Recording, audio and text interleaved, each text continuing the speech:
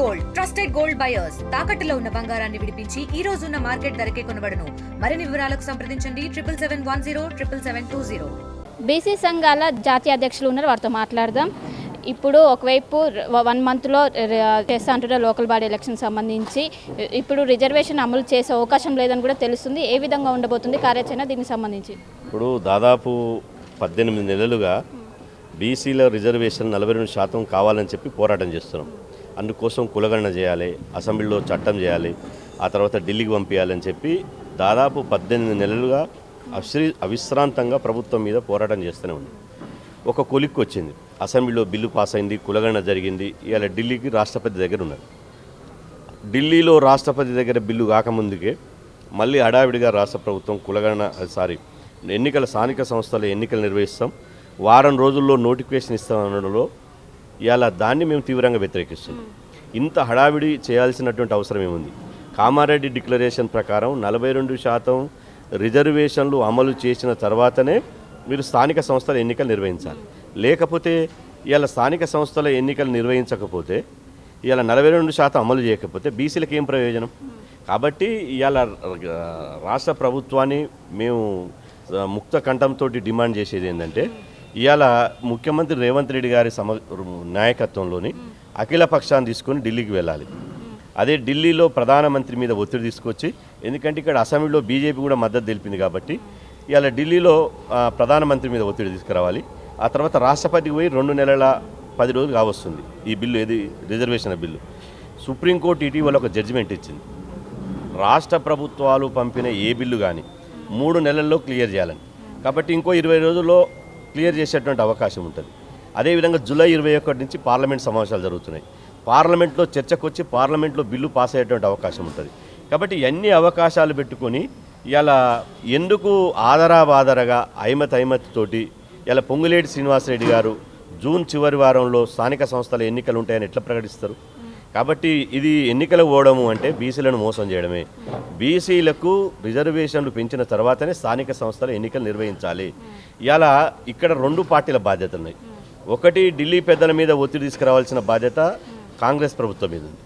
2 BJP ప్రభుత్వం కూడా బీసీల ఓట్లతోటి గెలిచింది కదా, బీసీల ఓట్లతోటే దేశానికి ప్రధానమంత్రి నరేంద్ర మోదీ అయ్యారు కదా. కాబట్టి కేంద్రానికి పంపించినటువంటి బిల్లును యథావిధిగా అమలు చేసి పంపించేటువంటి బాధ్యత బీజేపీ తీసుకోవాలి. బీజేపీ నుంచి వచ్చినటువంటి కేంద్ర మంత్రులు కిషన్ రెడ్డి గారు, బండి సంజయ్ గారి బాధ్యత తీసుకోవాలి. ఎందుకు తీసుకోరు?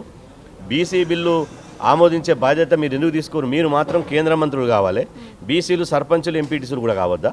కాబట్టి ఖచ్చితంగా ఇవాళ బీసీ సంఘాలు, కుల సంఘాలు, మేధావులు ఇవాళ అందరం కూర్చొని ఇవాళ ముక్త కంఠంతో స్థానిక సంస్థల ఎన్నికల నోటిఫికేషన్ కంటే ముందే బీసీ రిజర్వేషన్ పెంచాలి.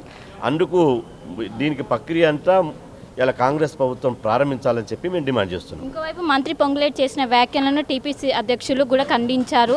ఆ విధంగా చేయొద్దంటూ కానీ క్యాబినెట్లో దీనికి సంబంధించి ఎలాంటి నిర్ణయం తీసుకోలేదు లోకల్ బాడీ ఎలక్షన్ సంబంధించి అని కూడా అంటున్నారు. ఇప్పుడు కాంగ్రెస్లో ఇలా మంత్రి పొంగులేటి శ్రీనివాసరెడ్డి గారు వారు స్థానిక సంస్థల ఎన్నికలు నిర్వహిస్తా అని చెప్పడానికి ఆయన పంచాయతీరాజ్ శాఖ మంత్రి, లేకపోతే ముఖ్యమంత్రి, కనీసం ఉప ముఖ్యమంత్రి ఏమీ కాకుండానే ఆయన ఎన్నికల నోటిఫికేషన్ వస్తుందని చెప్పి చెప్పాడు. అసలు ఎన్నికల నోటిఫికేషన్ వచ్చేది ఎన్నికల కమిషనర్ చెప్పాలి. ఎన్నికల కమిషనర్ చెప్పేది పోయి ఈ మంత్రి చెప్పిండు. ఈ మంత్రి చెప్పడంలో ఉద్దేశం ఏంది? బీసీ రిజర్వేషన్లు ఎగనామం పెట్టి, బీసీలకు పంగనామాలు పెట్టి ఇలా మళ్ళా లోకల్ బాడీ ఎన్నికల్లో రిజర్వేషన్లు ఇవ్వకుండా పోవాలనే కుట్ర చేస్తున్నారు. దీన్ని ఎట్టి పరిస్థితుల్లో మేము సహించాం. 18 నెలలుగా అవిశ్రాంతంగా ఇవాళ మేము అనేక సభలు, సమావేశాలు, ధర్నాలు, అదేవిధంగా యాత్రలు, అనేక కార్యక్రమాలు పెట్టింది. ఇవాళ మళ్ళీ రిజర్వేషన్ లేకుండా ఎన్నికలు పోతుంది. కాబట్టి ఎట్టి పరిస్థితుల్లో మేము ఒప్పుకోము, సహించబోము. మీరు ఖచ్చితంగా స్థానిక సంస్థల రిజర్వేషన్లో 42% బీసీ రిజర్వేషన్ పెంచాల్సిందే, ఆ తర్వాత ఎన్నికలకు పోవాల్సిందే. ఒకవేళ 44% రిజర్వేషన్ అమలు చేయకపోతే కార్యాచరణ ఏ విధంగా ఉండబోతుంది? ఖచ్చితంగా రాష్ట్రమంతా అగ్గి మండిస్తాం. మేము బీజేపీని, కాంగ్రెస్ను ఇద్దరిని మడత పెట్టి బండకేసి కొడతాం. బీసీలు అంటే అంత చులకని అనుకుంటారా? బీసీలు అంటే గతంలో బీసీలు కాదు, గతంలో అమాయక బీసీలు, చదువు లేదు వాళ్ళకు, విద్య లేదు, విజ్ఞానం లేదు, గ్రామీణ ప్రాంతాల్లో ఉండి ఇలా చైతన్యం కాలేకపోయారు. ఇప్పుడు యువతరం చూసిరు కదా, బీసీలు నిప్పు కణకలు, ఒక్కొక్కరు అగ్గాయి మండుతారు. ఇలా కాంగ్రెస్ చేతులు కాల్చుకొస్తుంది, కమలం పువ్వు వాడిపోవాల్సి వస్తుంది. కాబట్టి మీకు మేము చివరిసారిగా హెచ్చరిస్తున్నాం, మీరు ఇవాళ దేశవ్యాప్తంగా బీసీల చైతన్యం ఉన్నందుకే కదా సుప్రీంకోర్టుకు మేము కులగణన చెయ్యంగాక చేయమన్న కేంద్ర ప్రభుత్వం బీజేపీ ప్రభుత్వం మళ్ళీ ఇలా కులగణన చేస్తానికి గెజిట్ నోటిఫికేషన్ ఎందుకు ఇచ్చింది అంటే బీసీలలో వస్తున్న చైతన్యాన్ని ఇంటెలిజెన్స్ ద్వారా తెలుసుకునే కదా. కాబట్టి మాకు బీసీ జాతి ముఖ్యం, మా ప్రయోజనాలు ముఖ్యం. మా జాతి కోసం మా బీసీ మేలు కోసం ఆలోచిస్తే మీకు పద్ధతి బట్టి ఇలా కృతజ్ఞత తెలియజేస్తాం. మీరు కనుక మమ్మల్ని మోసం చేసి మరొకసారి దగా చేసి ఇలా మమ్మల్ని అణచివేయాలని చూస్తే మాత్రం మిమ్మల్ని రాజకీయంగా బొంద పెడతామని చెప్పి హెచ్చరిస్తున్నాం. ఇంకోవైపు కేంద్ర మంత్రి కిషన్ రెడ్డి తొందరగా ఇది నిర్వహించాలంటూ కూడా ఒకవైపు రాష్ట్ర ప్రభుత్వానికి కూడా హెచ్చరించారు. కానీ కేంద్ర ప్రభుత్వం నుంచి కూడా అటు నుంచి కూడా స్పందన ఉండాలి, వాళ్ళే అమలు చేయాలి. దీనికి సంబంధించి ఏమంటారు కేంద్ర మంత్రి కిషన్ రెడ్డి చేసిన వ్యాఖ్యలు? కిషన్ రెడ్డి గారు నిన్న ప్రెస్ మీట్ పెట్టి గ్రామీణ ప్రాంతాల్లో పాలనా వ్యవస్థ లేక అస్తవ్యస్తం అవుతున్నాయి అన్నారు.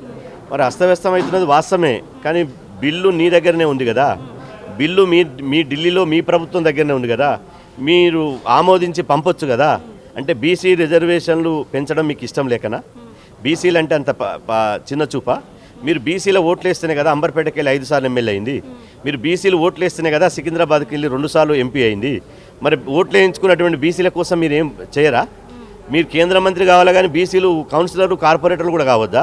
ఇది ఎక్కడ న్యాయం? కాబట్టి కిషన్ రెడ్డి గారు బాధ్యత మరిచి వ్యవహరిస్తున్నారు. కానీ బాధ్యత తెలుసుకొని ఒక సెంట్రల్ మినిస్టర్గా తనకున్న బాధ్యత ఏందో తెలుసుకొని మాట్లాడాలి. తెలుసుకొని మాట్లాడితే బీసీ సమాజం హర్షిస్తుంది. తెలుసుకొని మాట్లాడకపోతే మాత్రం వచ్చే ఎన్నికల్లో కిషన్ రెడ్డిని ఇంట్లో కూర్చోబెట్టడానికి బీసీలు సిద్ధమవుతారు. రేవంత్ రెడ్డి గారు మీరు పొంగులేటి బింగులేటి లాంటి మాటలు, అదేవిధంగా ఆ అనవసరమైనటువంటి అధికారుల మాటలు వినకుండా మేము ఢిల్లీలో ధర్నా చేస్తే వచ్చి ధర్నాలో కూర్చున్నారు. ధర్నాలో కూర్చుంటే బీసీలమంతా సంతోషపడ్డావు. మా రేవంత్ రెడ్డి గారు సోషల్ ఇంజనీరింగ్కు పాల్పడతాడు, బీసీల పక్షాన్ని నిలబడతాడు. అదే మాట మీద ఉండండి, మాట మార్చకండి, మా నాలుక మడత పెట్టి మాట్లాడకండి. మీరు ఏ విధంగా ఢిల్లీకి వచ్చి అయితే మద్దతు తెలిపిరో ఆ పార్టీ టు రిజర్వేషన్లకు స్టాండ్ అయి ఉండండి. అప్పుడు బీసీ సమాజం మిమ్మల్ని హర్షిస్తుంది. లేకపోతే ఇలా ఎవరు చెప్పినటువంటి మాటలు వినో టెంప్ట్ అయ్యో మేము ఎన్నికలకు పోతుంటే చివరికి చేతులు కాల్చుకోక తప్పదు. 18 ఏళ్ల పోరాట కృషి, ఈ 44% రిజర్వేషన్ అలాంటిది అమలు చేయకుండా లోకల్ బాడీ ఎలక్షన్స్ ఏ విధంగా నిర్వహిస్తారు, దీనిపైన ఖచ్చితంగా పోరాడతాము. 44% రిజర్వేషన్ అమలు చేయకపోతే చాలా నష్టపోవాల్సి వస్తుంది. దీనిపైన మేము ఖచ్చితంగా పోరాడతాం.